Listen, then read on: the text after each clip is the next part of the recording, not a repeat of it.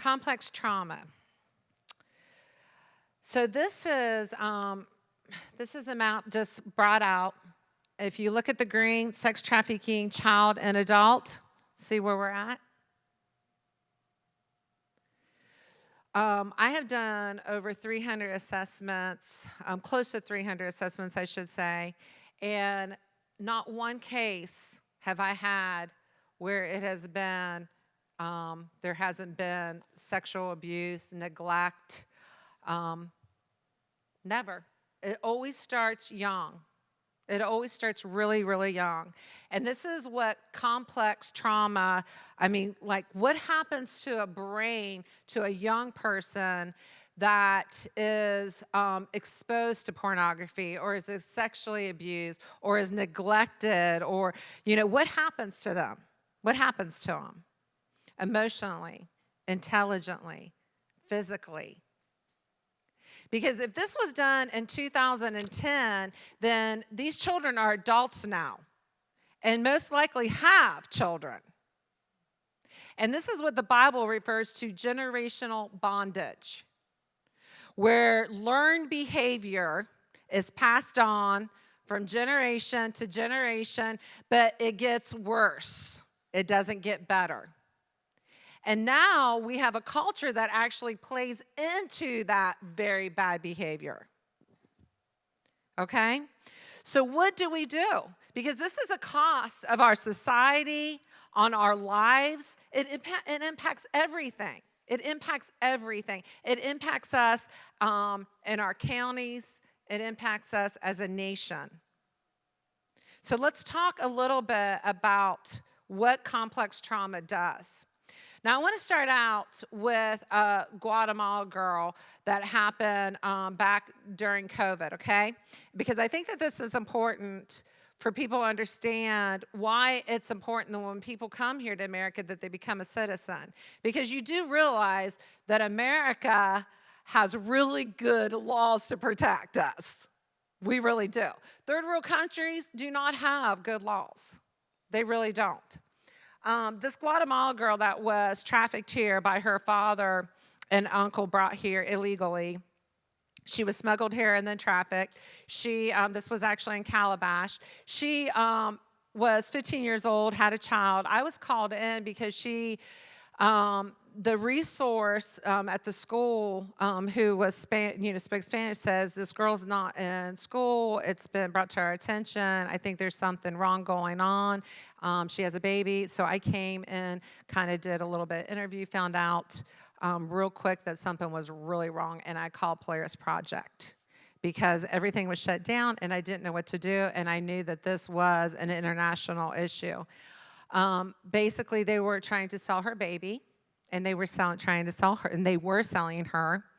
The only reason why the FBI and the Homeland Security was able to take her out of that situation and her baby out of that situation was because when they started asking her questions, and I will say that this girl could not speak English. She was, her dialect was so bad that our interpreter could barely understand her, and she could not read or write in her own language. And the reason why they rescued her was because when they started pressing and asking her questions, she literally lost control, which enabled us to get her out of that situation. We noticed, she had a phone, and we noticed that she would call her mom, and her mom was scolding her for getting caught and kept telling her to make sure that she got back to her father and her uncle, that she did not belong there. And so in other words, her mother did not want her to get help. And this is what we see. In Cambodia, when I was trained as a third world country, World Vision said, hey, how about this? Because there, they actually will raise their girls to be prostitutes, to be sex traffic survivors. They raise them from the very beginning. Little. And so World Vision is like, hey, if we go in and we teach the fathers how to, have a thriving business, like, maybe we could teach them how to do haircuts or open up little markets, then maybe they won't sell their little girls. So that's what they did. They went in and they gave them job skills. And then they went back to do the data, and the fathers now had TVs, they had cars, they had phones, but they were still selling their little girls. And so the value of humanity is not there. The ideology is not there. It's just not there. It's the way they're raised. It's ingrained in them. It's brainwashing. It's the way it is. And we have a lot of people now in our country that thinks the same way. They don't see anything wrong with it. They don't know that we have laws, and they don't see anything wrong with it. They just really don't. And so when they get in trouble, they're like, what? And so this is what I want you to hear, okay?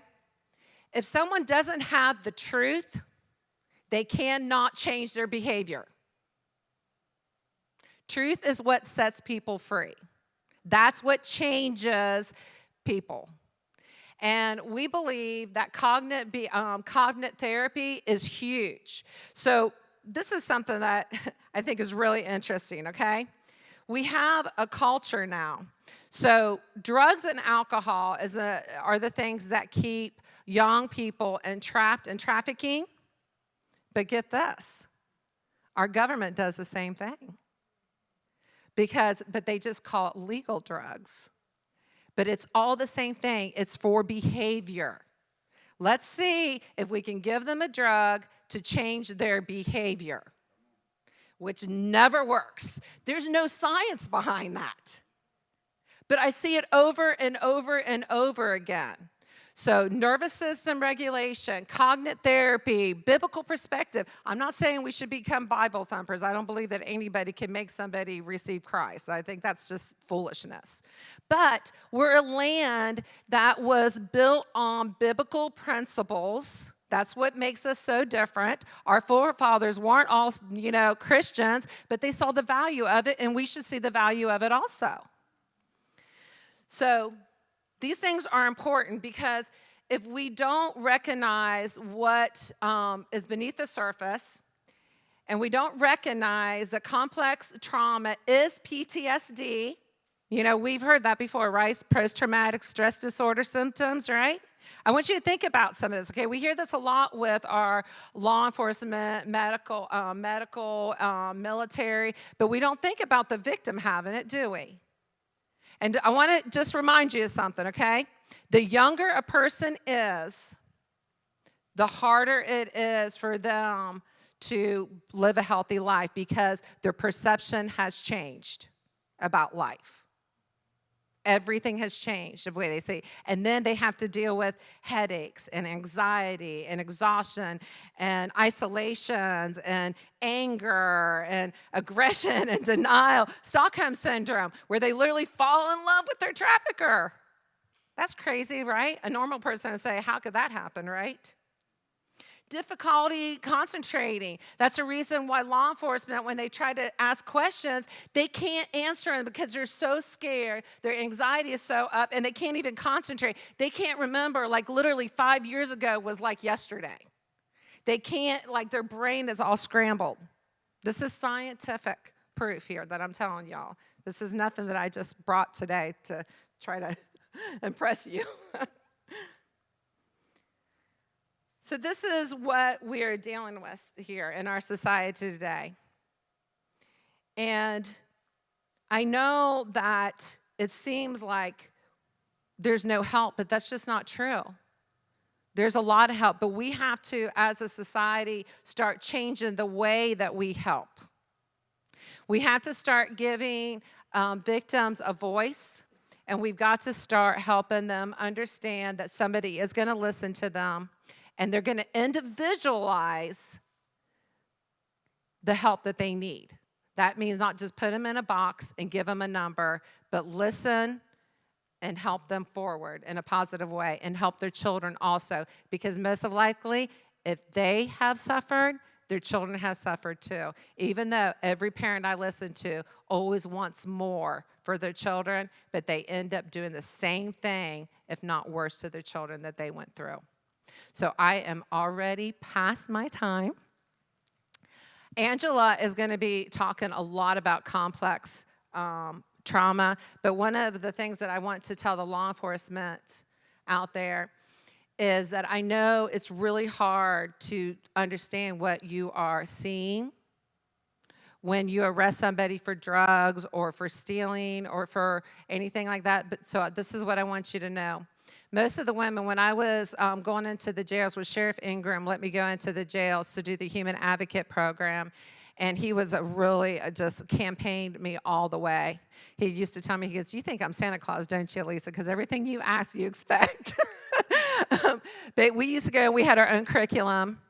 And the things that was so special about the jail is the women would get arrested on purpose because they were safe, they got medical attention, they got food, they got shelter, and they got sleep. I can't tell you how many times I heard the women say, I just needed a vacation. Thank you.